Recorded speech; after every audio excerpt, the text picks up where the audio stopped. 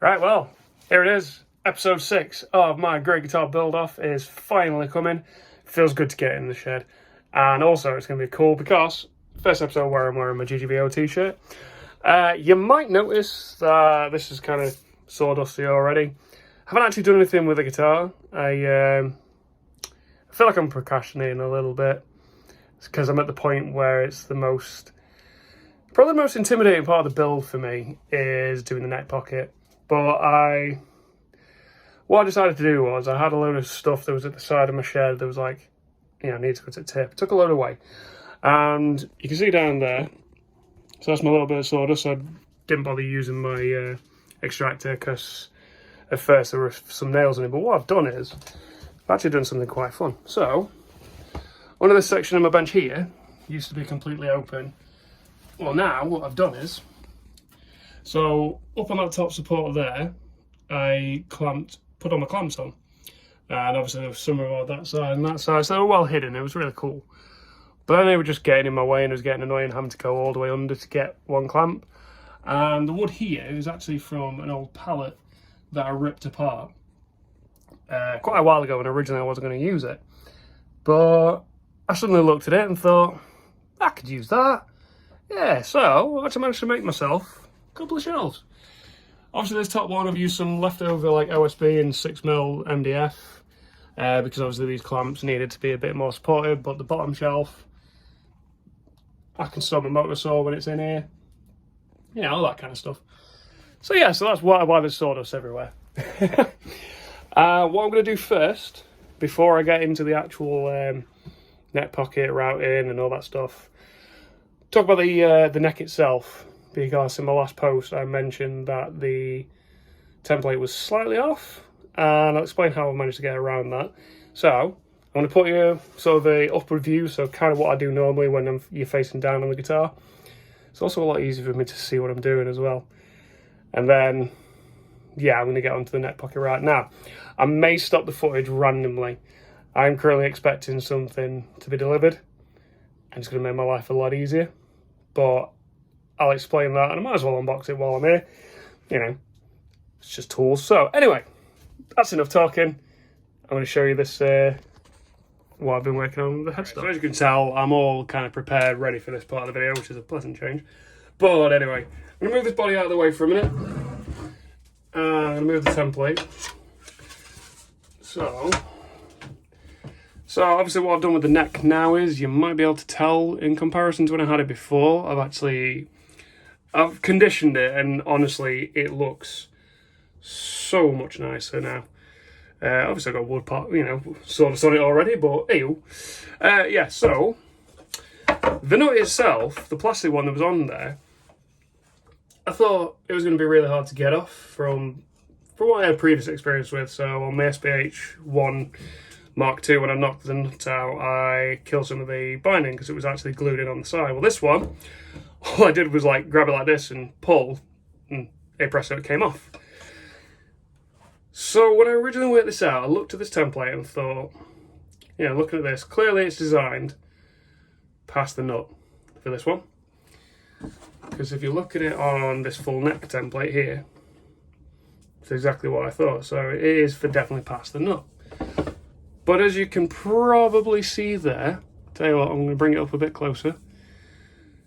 It's very small in comparison to this. Now, if I was to use this, you'll see it on the side here, this template would knock this section of the neck out, and I don't want to lose that. It's really well done. Like the carving that was done on this bit, it's actually amazing. Now, apologies for the lighting. The joys of summer. It's actually sunny for a change in England. It's weird. But so what I did was I kind of repositioned it a little bit so that it was. Sorry, I got it the wrong way around. There we go. Yeah, so I repositioned it so that part of the neck was safe, and I just kind of drew myself a line going across here. And this little bit here, you can see the dots. You could probably maybe able to tell what I've written there. I've obviously been umming and ahhing for quite a while in regards of doing a truss rod cover. Originally I was saying gold, but then I realised, obviously a lot of my scrap pieces of, in fact, you know what, yeah, let's show those as well. So a lot of my scrap pieces of Zebrano wood we use for a lot of tests on the finishing. So this is one I was talking about, how like adding the black, actually, because I kind of said it wrong in my unboxing, but adding the black did this, so you can't really tell anything on it. And then this was sort of my first attempt at it. I mean, the lighting might not be the greatest, I do apologise. But yeah, so this was like my second piece, and it worked alright. And this is obviously the piece I uploaded to my socials, so you've seen that there. So obviously can't really do it with those three. I mean, I could potentially use that, but I don't really want to, because I kind of like keeping it. It's just fun to see. But I have this entire piece of Zebrano wood that I haven't touched. And I have a truss rod from the guitar that's actually in quite a decent shape. So that's going to contrast really well, because you'll have, even though it's going to match in, like the colour scheme is going to be the same, it's going to contrast because of the figuring on the wood. So that's definitive. Like, I have decided that I'm going to do that. I've been so back and forth with that for so long, but yeah. So let's put this under here.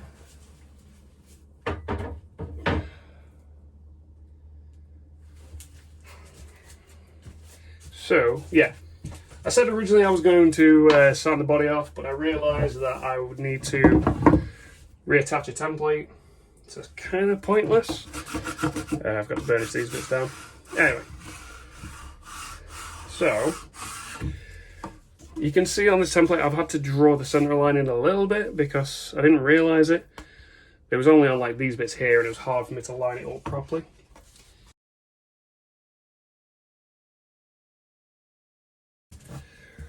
So this neck pocket route is going to make it really snug.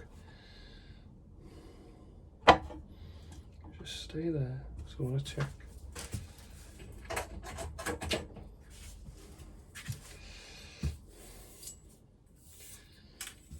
Yes, I did go back with this and check the scale length properly. I'm not daft. Because I obviously stupidly tried to use a tape measure that did not work. Yeah, right, that's fine. All right. With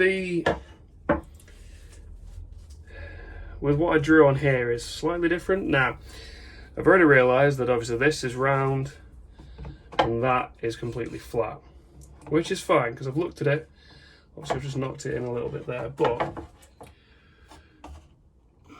this is going to be a really snug fit with this using this template. So yeah, it's not, you know, it's not the end of the world.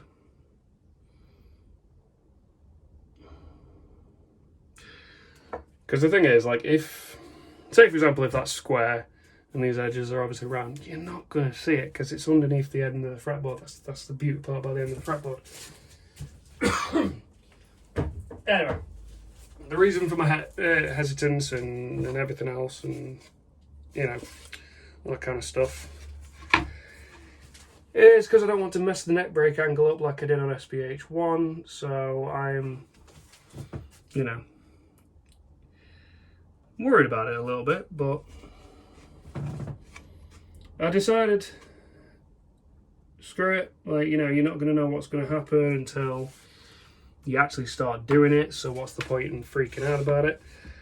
But funnily enough, working all this out, yeah, what I did was, obviously I got a neck break angle calculator that I found online. I found this ages ago, and I had to test it out on the body, and we'll probably put an image up on the screen now showing you my rough workings out. What I did was I just got myself, so put the neck so it was like right at the end of the fretboard here, so that it was, you know, level. Put the bridge in place, taped it down. Then I taped the nut in because I've not glued that in yet. Then I got a piece of string and put it on the low E string at the bridge and at the knot, and I take those both in as well. And then kind of worked out the break angle from there. So as you see, I kind of use stuff to push it up.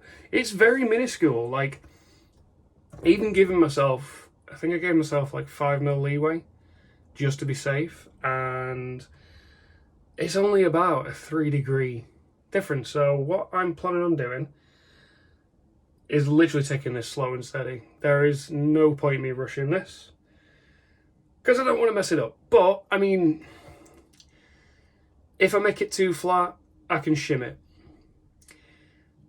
which is what I'm going to have to do on HBH2. Anyway, so my plan is, I'm not going to send just yet, because like an idiot, I've not set my laptop up, so I might as well explain everything and then speed this footage up. Anyway, so nah, these aren't the greatest. These are cheap and horrible, but you know, they work. I did use these for doing the battery box on my Rhodes build and SPH2. Sorry, SPH1 Mark II. So, you know, here's my plan. I'm going to notch out this as much as I can so that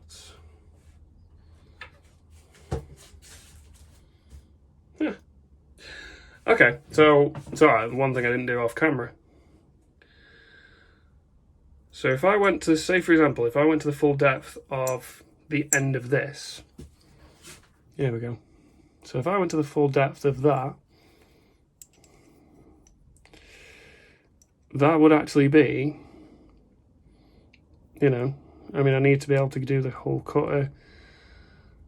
So, and yeah, I know I probably could just raise my, you know, put something else around here to raise the router, which I might end up doing. I'm not entirely sure, but joys in my first net pocket. Anyway, so yeah, so taking that off, I'm gonna do my bearing, so I'd have to go to there. Yeah, okay. Right. Sorry, I really should do these things off camera. Anyway, I'm going to speed this bit up now because I need to set my laptop and everything up, but I'll get to this, gluing this template on.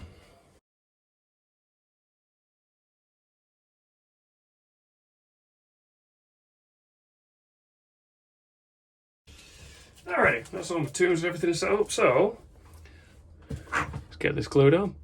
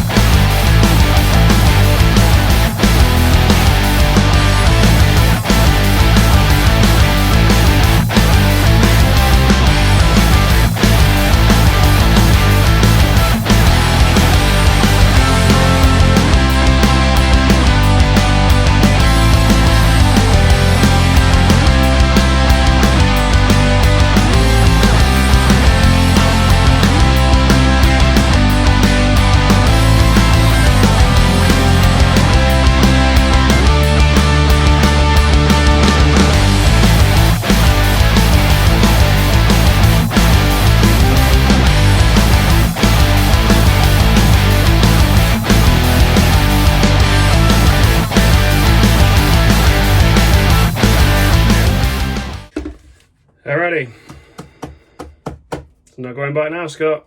Let's do this.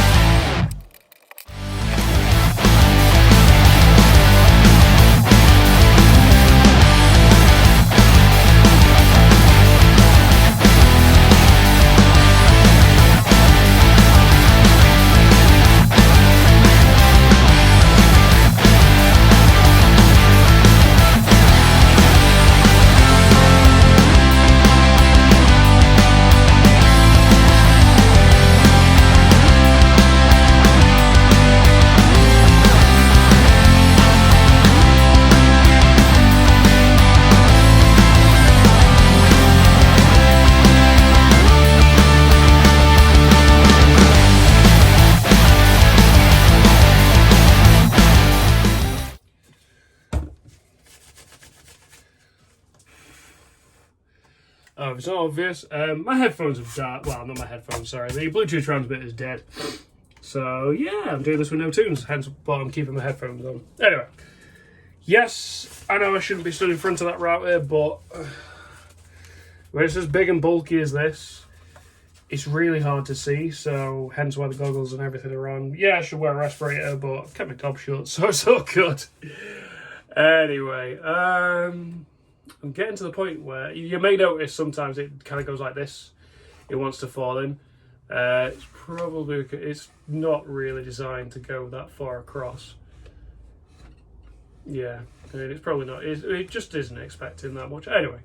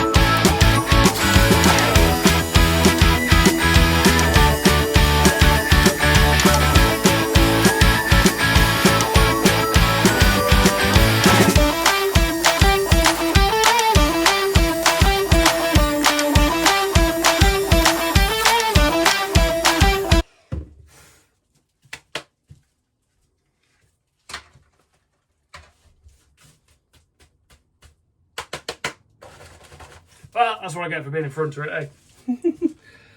Oh, wow. Okay, so I just got that little bit of Zebrano there. So that was the first pass with the actual bearing on it, so that was awesome. Anyway.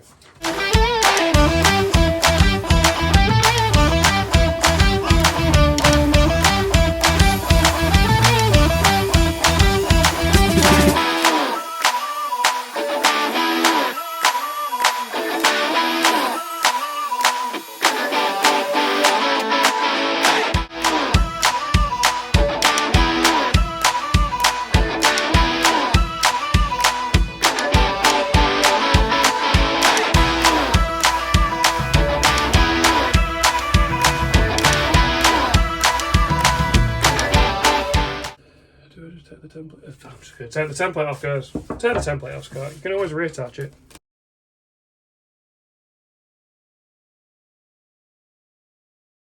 Oh, wow. I'm quite happy with that.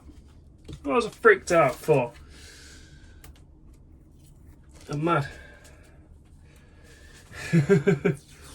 I know exactly why I was freaked out, but that surprisingly went really well.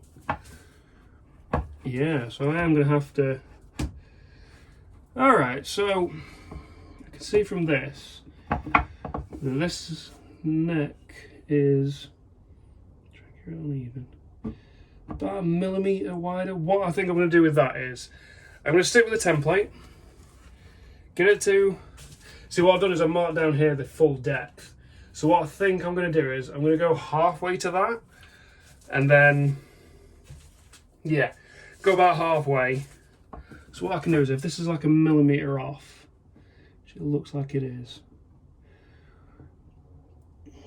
yeah, it's like half a mil each side. Tell you what, Scott, I want you to be accurate when you put your ruler. Yeah.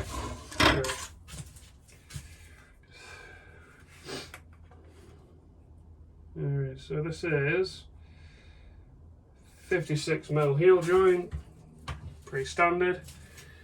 And this is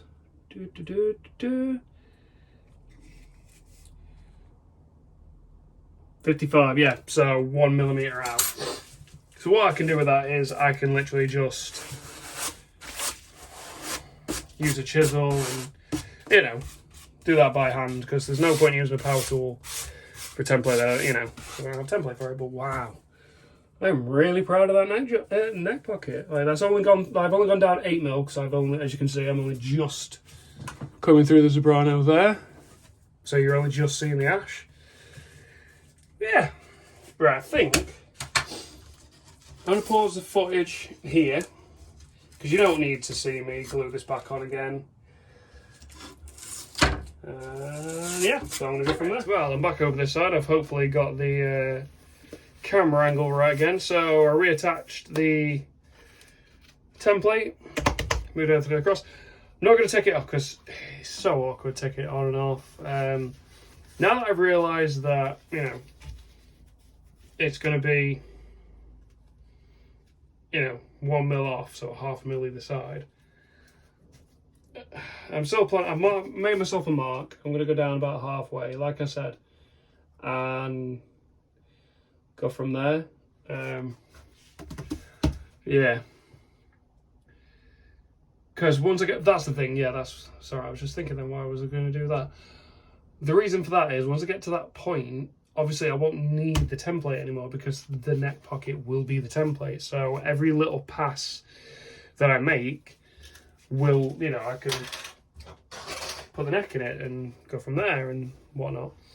Yeah, anyway. Oh, notice in the last bit of footage my watch kept flashing up, so I turned it. I've not turned it off, I've just stopped it from coming on when I lift my wrist up. Anyway, there we go. Right. I'm going to press play on my 2 and crack on with this routing. There we go, that's better.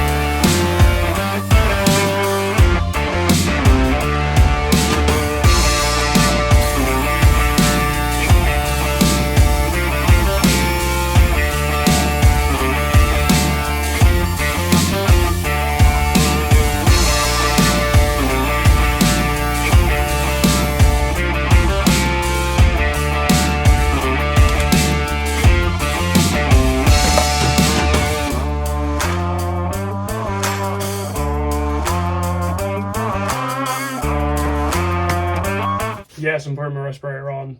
This bit is getting a bit dusty rather than chunky like last time. Anywho.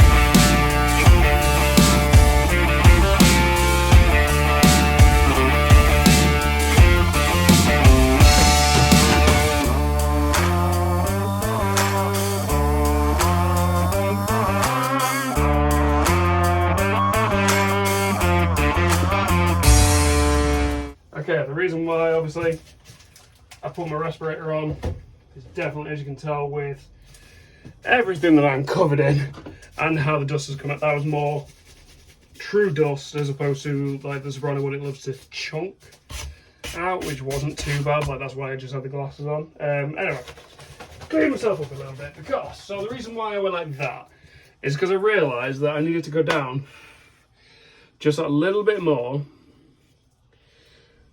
so that I can actually take the template off. Now, I've screwed up a little bit here. As you saw, I caught the template, but not worried about that because obviously I need to extend this by an extra mil anyway, so kind of did myself a little bit of a favour there by screwing up. Anyway, now I can take. Oh, that's so much easier. Yeah, I don't have the best aim, by the way, with the whole super glue masking tape thing. It's still, first, like, you know, it's still kind of new to me. I didn't really, you know, I didn't even perfect it on the first build, let's be brutally honest. I sucked at that. Anyway.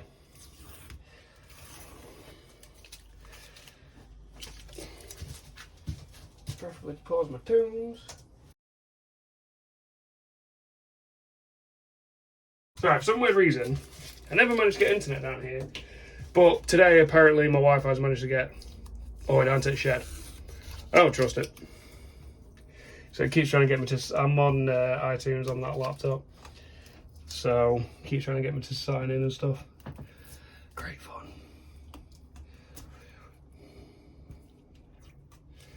Right, that's not that important to pull that off now, let's go.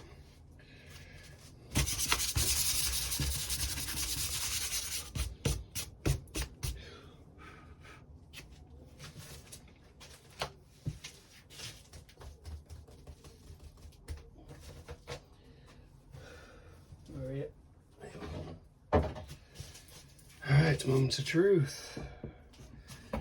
Yep, so it's definitely still. Oh, hang on. Yeah, okay, that's just because I messed up that side. That's notched in a little bit on that end.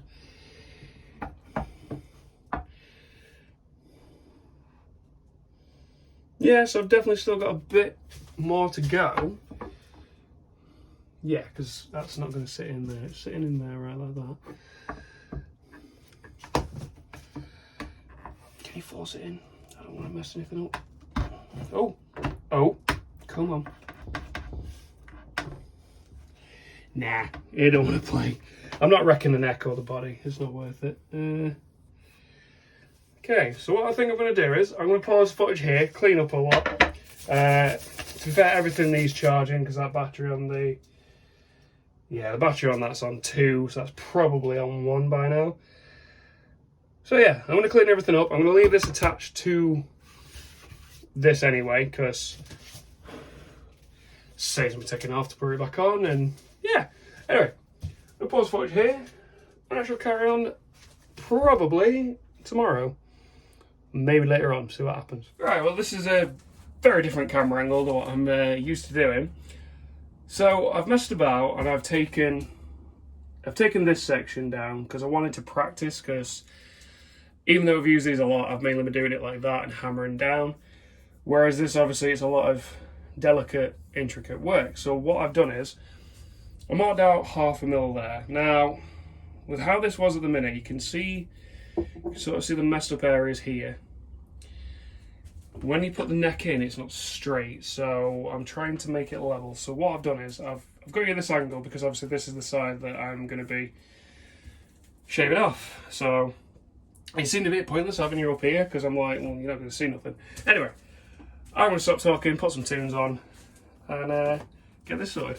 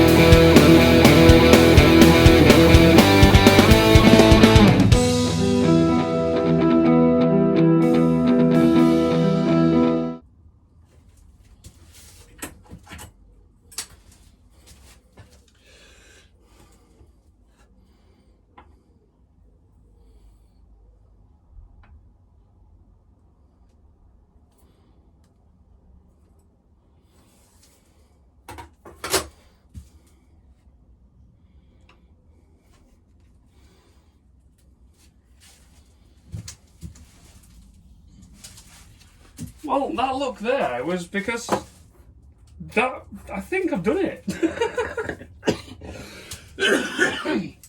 Sorry, the heat's getting to me today. Genuinely, the heat. I'm not coming out with cold this time. But the question is.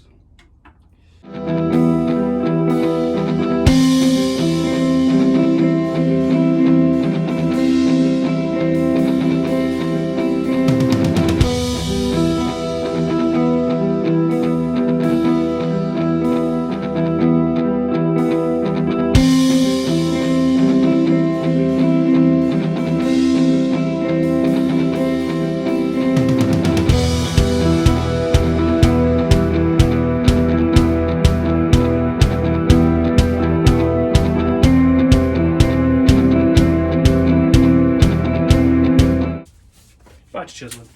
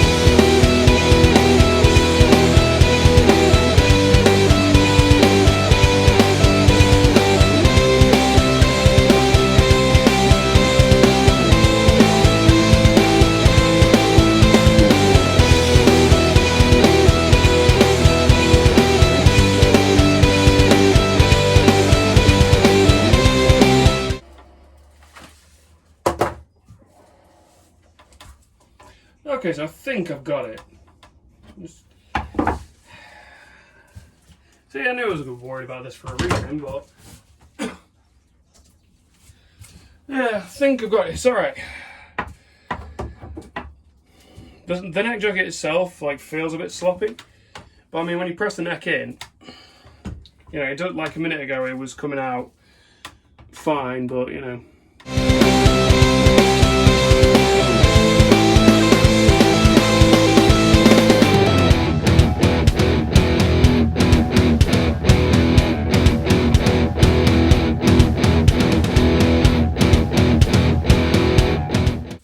You're probably getting sick to death of seeing me do this over and over and over again, but ew. I am honestly just eyeballing it and hoping that I'm right, but I'm sure that I am now. It's so awkward. I mean, right now the most important thing is the break angle, but I need to obviously make sure the neck's straight to do that. So I'm going to pause the footage right here because, yeah, I'm just going to try and figure some stuff out. So talk to you soon. Right, so I've stopped. I was literally doing the same thing over and over and over again, expecting a different result, which is obviously the literal definition of madness. Well, insanity. So I've stopped, and off camera I grabbed my bridge and tail piece and realised that the best way to make sure that that neck pocket goes in right is to install the bridge and tail piece and the nut, which obviously I haven't done yet.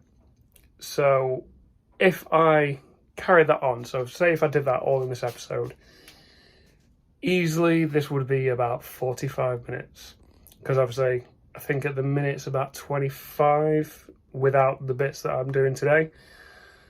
So I'm going to call it quits on episode 6 here, but obviously I'm going to carry on working and do episode 7, so keep your eyes peeled for that one.